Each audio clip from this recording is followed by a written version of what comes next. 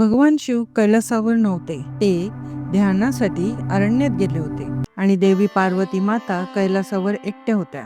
त्यांना भगवान शिवाशिवाय करमत नव्हते, म्हणून त्या आपल्या माहेरी हिमालयात गेल्या. एक दिवस देवी पार्वती आपल्या मैत्रिणीसोबत बागेत फिरत होत्या.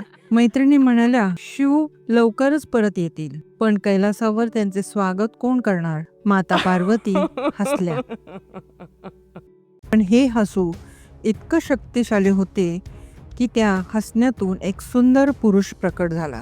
माता पार्वती त्याच्याकडे पाहून म्हणाल्या, तू माझा आहेस मम, आणि त्याला वक्रतुंड मंत्र जपण्यास सांगितले. मम जप करत जंगलातून जात असताना त्याला असुर शंभरासुर भेटला.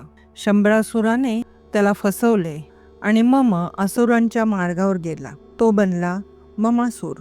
ममासुराने पाताळ लोक ताब्यात घेतलं आणि स्वर्गावरही विजय मिळवला. देवतांना स्वर्ग सोडावं लागला. देवतांनी मग भगवान गणपतीची प्रार्थना केली. भगवान गणपतींनी नारद मुनींमार्फत ममासुराला शांततेचा संदेश पाठवला, पण ममासुराने अहंकाराने तो नाकारला. मग भगवान गणेश अवतार घेतात विघ्नराज गणपतीचा. त्यांचं वाहन शेषनाग, आणि ते युद्धासाठी ममासुराकडे गेले. त्यांनी प्रथम ममासुरांच्या सैन्यांवर कमलपुष्प फेकले. त्या पुष्पाच्या वासाने ममासुराची संपूर्ण सेना बेशुद्ध झाली. हे पाहून ममासूर घाबरतो.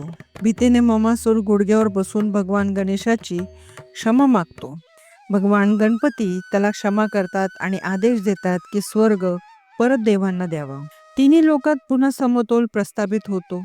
देवता गणपतीचे गुणगान करतात.